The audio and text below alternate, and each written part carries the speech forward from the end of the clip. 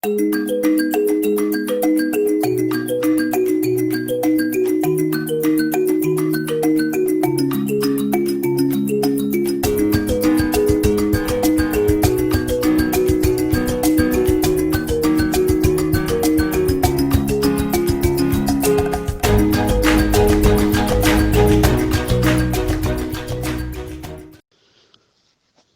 shalom, shalom, shalom. Soyez bénis, soyez bénis, soyez bénis.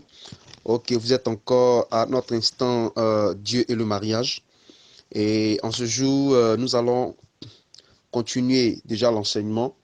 Nous allons continuer l'enseignement et nous allons parler juste des quelques conseils pour les bien-aimés. Nous avons vu ce que c'est qu'un bien-aimé. Tout ça, nous allons donner juste quelques conseils pour les bien-aimés. Et nous avons déjà parlé des bien-aimés. Nous avons déjà dit c'est quoi être un bien-aimé. Voilà, donc si vous n'avez pas suivi cet enseignement, je crois que vous pouvez aller revoir cet enseignement sur notre page YouTube, sur les 8 choses à prendre en considération lorsqu'on choisit un bien-aimé. Voilà, et en ce jour, nous allons voir quelque chose d'important, c'est juste des conseils donnés aux bien-aimés. Des conseils donnés aux bien-aimés. Voilà, et parlant des conseils donnés aux bien-aimés, nous allons parler vraiment de ce qu'il ne faudrait pas faire avec votre bien-aimé. Vous savez, lorsque nous décidons de pouvoir marcher en couple, lorsque nous décidons de pouvoir avoir un bien-aimé, de marcher avec un bien-aimé, une fiancée, etc., nous avons des interdits. Vous savez, lorsque nous marchons sans interdit, lorsque nous marchons sans toutefois se donner des principes, sans toutefois respecter certaines barrières, certains principes selon la parole de Dieu, selon Dieu, c'est sûr et certain que nous allons faire de grosses erreurs lorsque nous serons en couple. Et c'est pourquoi asseyez-vous bien, asseyez-vous bien. Et je vais vous donner déjà ces conseils à tous ceux qui sont en relation, tous ceux qui sont en fiançailles, qui sont fiancés, qui sont en amitié. Ces conseils-là sont très, très, très importants. Voilà, ces conseils sont très importants et je crois que cela vous fera énormément de bien. Et suivez vraiment tous nos enseignements parlant déjà de Dieu et le mariage parce que nous allons voir beaucoup de choses concernant le foyer, concernant le couple, concernant vraiment une famille recomposée, beaucoup, beaucoup de choses, beaucoup de choses, beaucoup de choses. Ok, donc en ce jour, nous allons juste donner des conseils, donner quelques conseils aux bien-aimés et un peu aussi des préparatifs du mariage. Vous savez, c'est important que nous puissions voir ces choses. Voilà, donc la première des choses que nous voulons voir pour ce qu'il ne faudrait pas faire avec votre bien-aimé, certains se disent qu'ils sont tout permis. Non, une fois que tu as Christ, vous savez, quand tu es à un bien-aimé, c'est différent de quand tu as une copine quelque part là-bas dans le monde. Non, c'est deux mondes différents. Je parle à quelqu'un qui veut se prendre au sérieux. Je parle à quelqu'un qui veut se respecter, qui veut respecter l'autre. Je parle à quelqu'un qui a la crainte de Dieu. Ce qu'il ne faudrait pas faire avec votre bien-aimé, c'est important.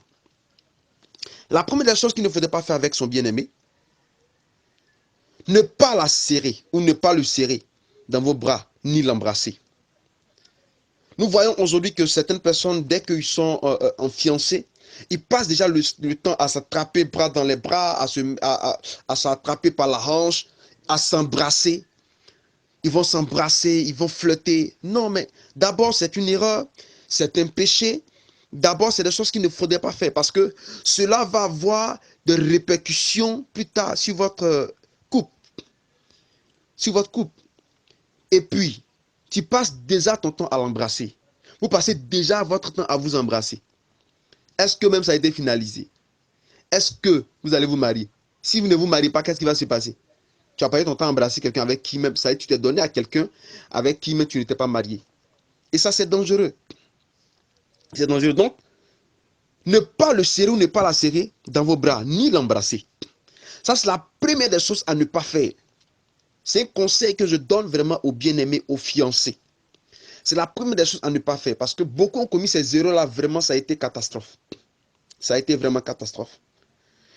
Ça a été catastrophe. Parce que quand cela déjà a commencé, il n'y a plus de respect. Il n'y a plus de respect. Il n'y a plus de respect. Ce qui doit être fait déjà dans le mariage, si déjà tu commences, c'est déjà dangereux. Il n'y a plus de respect. Ok, donc, la première des choses, ne pas la serrer dans les bras ni l'embrasser. Ça, c'est la première des choses à ne pas faire.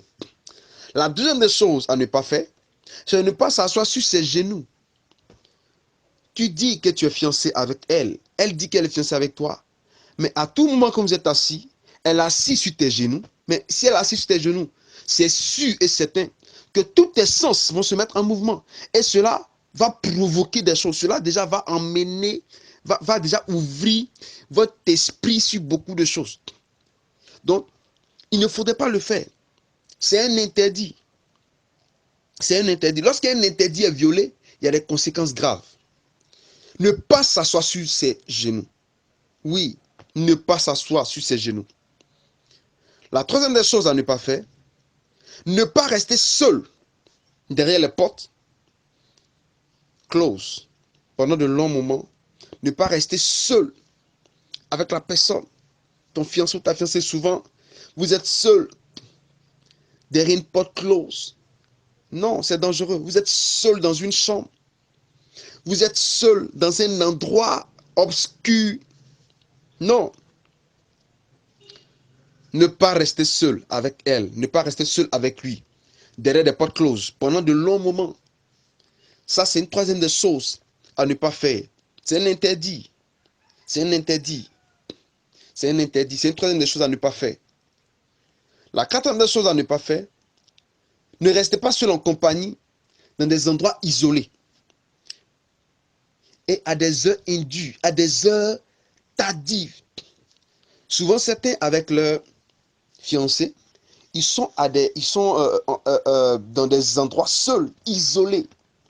Souvent, ils vont se mettre quelque part seuls dans un endroit, ils vont se mettre quelque part seuls dans une brousse, quelque part seuls dans des endroits vraiment, et ils sont seuls. Ça attire des choses. Ça attire des choses. Et puis souvent, des heures même vraiment obscures, des heures vraiment... Non, c'est la quatrième des choses à ne pas faire. Ça, c'est la quatrième des choses à ne pas faire. La cinquième des choses à ne pas faire, c'est le conseil que je donne déjà aux fiancés. La cinquième des choses à ne pas faire, c'est ne pas glisser sa main sous la jupe, ni de passer à travers la fermeture éclair de son pantalon. C'est-à-dire, pour le fiancé, il ne faut pas passer ta main sous la jupe de ta fiancée. Et pour la fiancée, il ne faut pas mettre ta main dans sa fermeture éclair, dans son pantalon. Oui, parce qu'aujourd'hui, pour certains, c'est devenu maintenant une habitude, c'est devenu maintenant quelque chose de normal. Ils vont caresser la personne. Ils vont mettre la main sous... Non, c'est un interdit. Ne glissez pas votre main sous sa jupe, ni votre main à travers sa fermeture éclair. Non, c'est un interdit. Ça, c'est le cinquième des conseils que je donne vraiment aux fiancés. C'est le cinquième des conseils. Le sixième des conseils, ne vous couchez pas sur le même lit. Ne vous couchez pas sur le même lit. Non, on est fiancés, donc il n'y a pas de problème. On peut dormir dans la même chambre, sur le même lit. Non. Ne faites pas ça. Respectez-vous. Donnez-vous de la valeur. Donnez-vous de l'importance. Non, ne le faites pas. Ne le faites pas. Ne vous couchez pas sur le même lit avec lui. Ne vous couchez pas sur le même lit avec elle. Non, ne le faites pas. Parce que c'est une erreur. C'est une erreur. Ça, c'est la sixième des choses à ne pas faire. La septième des choses à ne pas faire, ne vous déshabillez pas en sa présence, en la présence de votre petite amie, du moins en la présence de votre bien-aimé, de votre fiancé. Ne vous déshabillez pas en la présence de votre fiancé. Elle est là, tu te déshabilles devant elle. Non, ce n'est pas le temps de voir ta nudité. Il est là, tu te déshabilles devant lui. Non, ce n'est pas le temps de voir ta nudité. Ça, c'est, je dirais, la septième des choses à ne pas faire. Ça, c'est la septième des choses à ne pas faire. Non, ne le faites pas. La huitième des choses à ne pas faire, ne pas caresser ses seins. Ne pas caresser le vagin de la fiancée. Pour la fiancée, ne pas caresser le pénis de son fiancé. Non. Pourquoi est-ce que nous n'avons plus peur de certaines choses? Il y a des choses dans les années, vraiment auparavant, on avait peur de ce genre de choses. Mais aujourd'hui, c'est devenu courant. C'est ce qui fait que le diable prend le dessus et même les foyers ne sont plus consolidés. Les foyers ne sont plus solides. Non, parce que déjà, depuis les fiançailles, il y a toutes ces choses-là qui se font déjà. Arrêtez ça. Non, arrête ça. Tu verras que l'homme même que tu veux prendre ton fiancé, il va te respecter. Lorsqu'il veut commencer à te caresser, il caresse tes... Tu dis non, c'est pas encore le moment. Il va te respecter. Elle veut commencer à caresser déjà ton pénis. Tu dis non, c'est pas le moment. Elle va te respecter. Elle va voir que cet homme, c'est un homme vraiment de décision. Cette femme, c'est une femme vraiment de décision, de principe. Elle sait ce qu'elle veut. Non.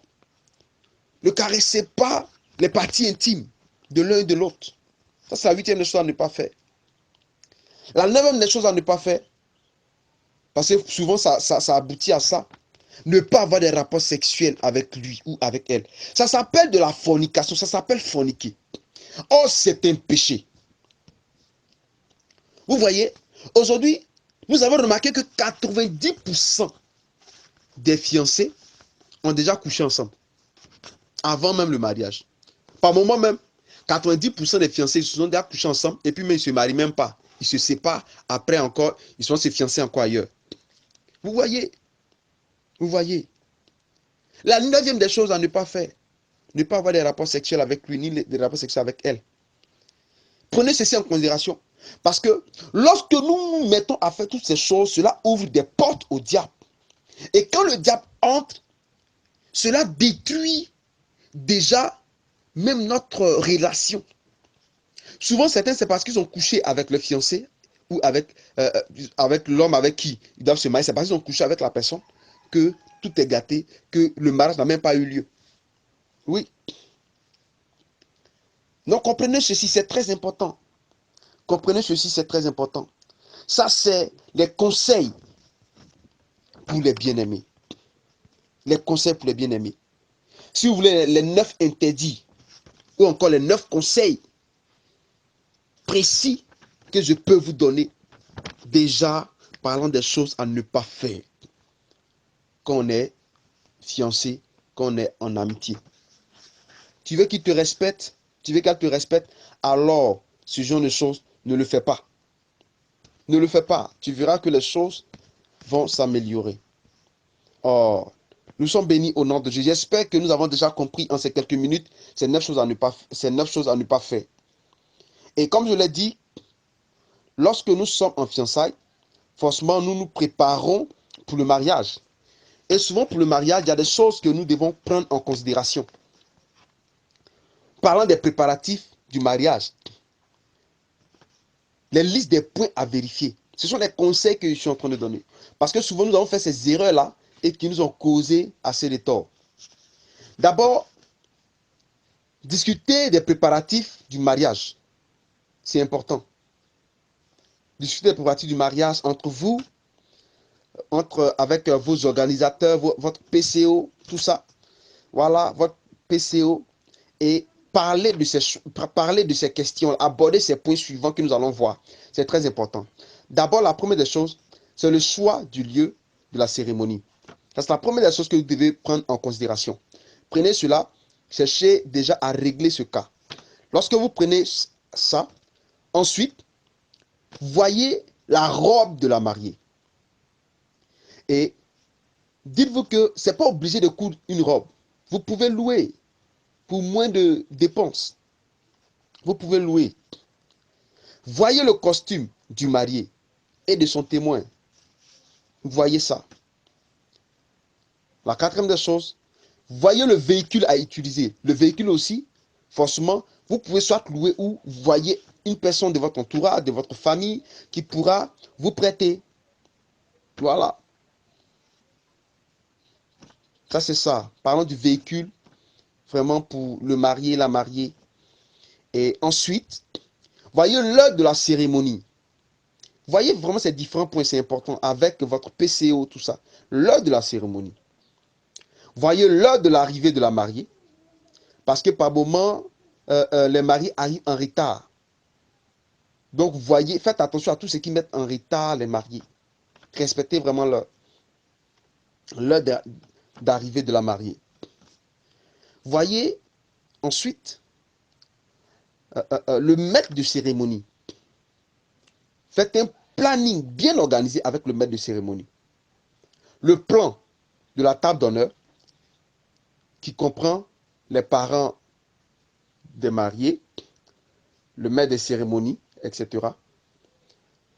En principe, les personnes ne doivent pas être assis sur la table d'honneur. Ils doivent avoir déjà le table à côté. Ils doivent avoir le table à côté. Vous pouvez encore voir un autre point, parlant déjà, je dirais, de l'alcool pendant la réception.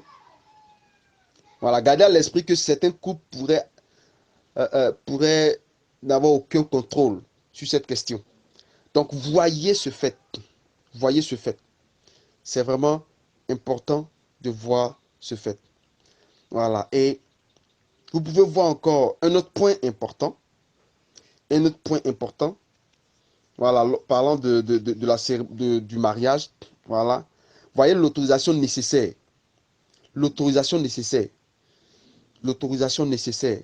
Parlant déjà du conseil municipal, la mairie, la cérémonie du mariage dans la ville ou dans le pays. Voyez comment cela doit se passer. Un des points importants, c'est la prise des photos. Méfiez-vous des photographes mercenaires. C'est-à-dire qui ne sont pas invités, mais qui viennent plus tard pour présenter des photos dans le but de vous réclamer de l'argent.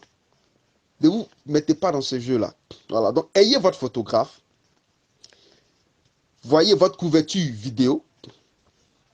Voilà. La décoration, prenez cela en considération. L'organisation de la lune de miel. C'est très important. Et l'un des conseils vraiment, vraiment adéquats que je veux déjà donner à tous ceux qui veulent se marier, n'utilisez pas tout votre argent pour le mariage. Certains même se marient à crédit. C'est une grande erreur. C'est une grande erreur. Ne vous mariez pas à crédit. Ne mettez pas tout votre argent dans le mariage. Certains même pour simplifier, ils peuvent faire un mariage à 4. Et il y aura la bénédiction à l'église avec une cérémonie, peut-être avec une réception très simple.